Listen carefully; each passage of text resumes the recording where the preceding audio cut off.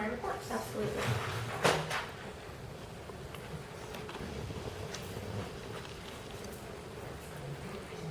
I have 2 Mondays this week already, so I guess we're gonna work on. Thank you so much.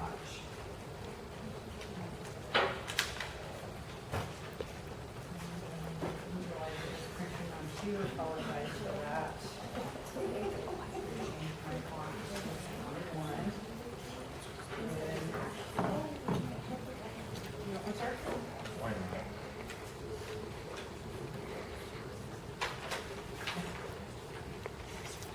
I did bring some extras in case anyone in the audience would like to have one. Our numbers are down a little bit for this month, which is really amazing because we're getting our summer out, our summer, puppies and kittens and things like that going on.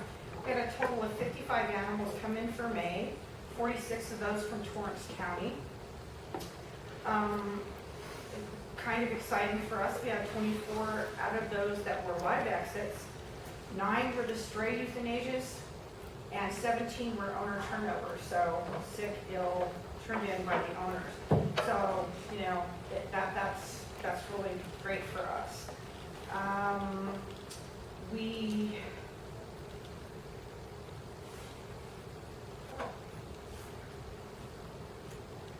Ned, it doesn't have how many we trapped.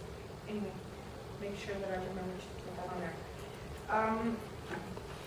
As for news, we've got some kind of exciting things going on. I'm sorry, I don't have that figure for you, how many we transferred, but that's all lumped in with the live exit number.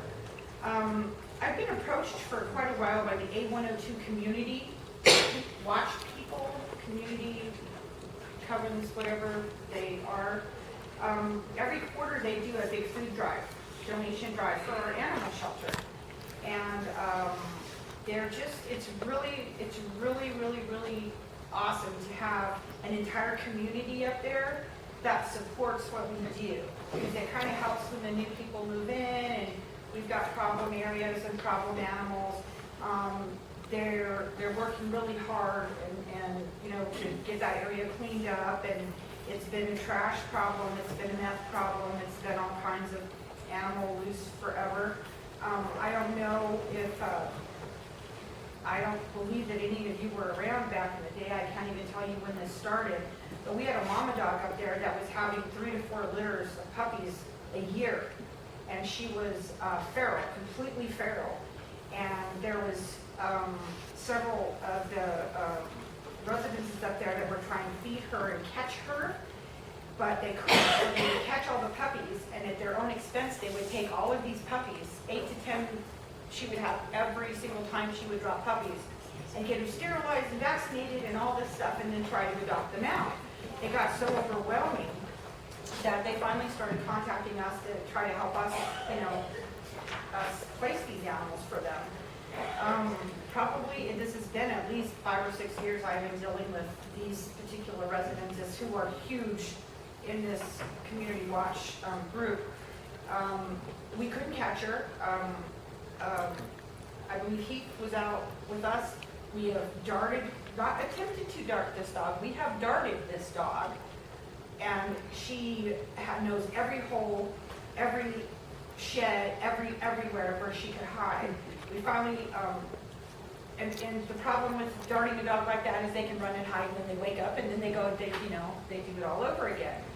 So what I did was I pulled the strings and contacted one of our veterinarians who was supplying me with birth control for the dog.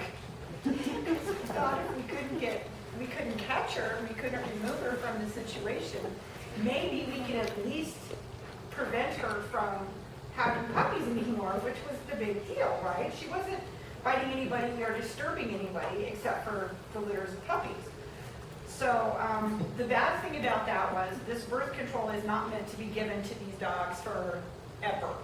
And so we thought, well, eventually, we didn't even know how old she was. We thought she was probably 5 or 6 years old at the time, that it would probably kill her, but it was pretty bad. This dog lived and lived and lived and lived and lived and lived. It was like 7 years later, we're still pumping her full of she would come up and eat and we put food out and water out.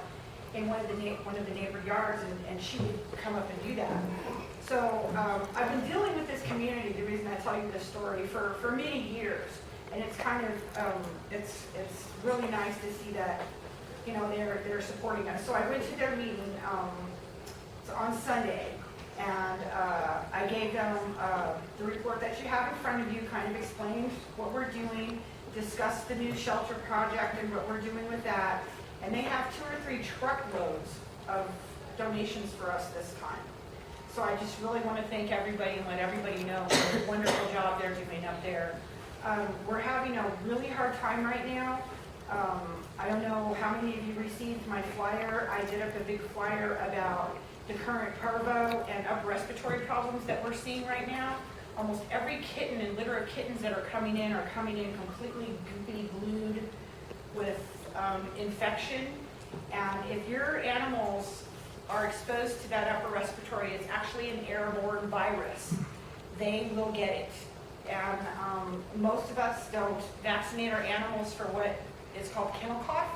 Kennel cough is just an upper respiratory infection. It's like pneumonia to animals. Upper respiratory is the one disease that is passed between dogs and cats. So if your dogs are exposed to the cats that are living underneath your shed that the mama kitty left, if they have any exposure to that at all, even sniffing under the thing, they can get that. So I want everybody to please, please, please get your animals vaccinated and then watch them. If you're seeing any runny, snotty, sneezy, anything like that, get them into your vets. If I can give you any more further information, I'm easy to find. The office can find me, and I can help answer your questions or your local veterinarians. We got a call from Western Trails, it's been 2 weeks ago, that they got in a couple of dogs that they diagnosed as parvo, and the owner said that they got them from the shelter, so they assumed that they came from us. I believe we've tracked those dogs down to the Edgewood shelter. So we've had parvo animals coming from Edgewood shelter. We had a huge incident with Mountain Air with 8 puppies that went down, and horrible parvo. We've had it in now Moriarty kennels. So keep your animals vaccinated. And parvo vaccination is just like if you go and get a flu shot. It's not going to keep your dog from getting it. If your dogs are very young or your dogs are older, they're highly susceptible to this. That disease goes into the intestines, and it eats the intestine lining out.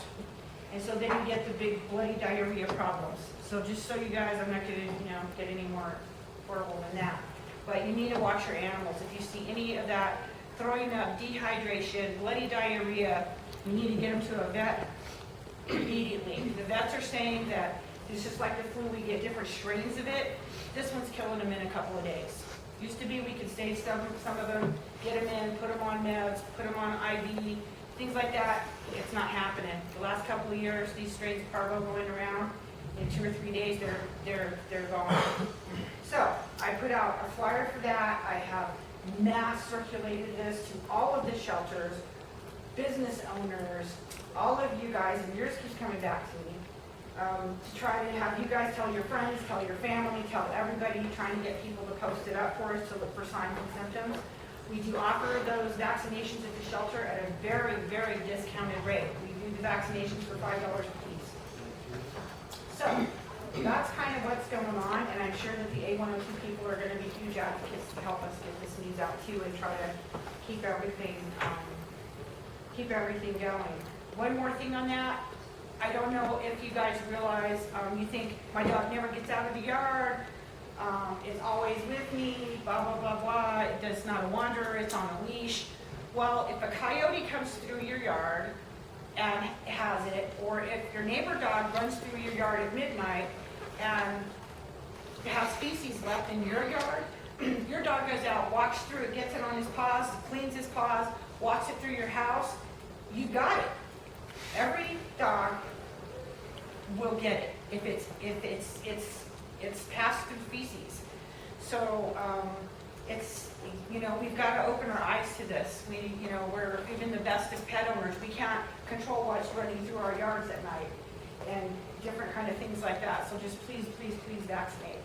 get them vaccinated and keep a really close eye on your pets. And if you've got neighbor dogs, if you've got family members that are bringing their dogs into your house, please make sure that they are vaccinated. You can't get rid of this. If it gets into the dirt, it can remain in the dirt. Now they're saying 10 years. You can't bleach it out, you can't scrub it out, you can't clean it out. If there's any feces that soaks into that dirt, we've got an issue. So, you know, it's very difficult to control. Off my soapbox. That's really about it. I think that we're still moving forward with the new building project. I'm a little concerned about not having enough funds because it's looking like maybe materials and things it's going to bump us right up to what we've been allotted.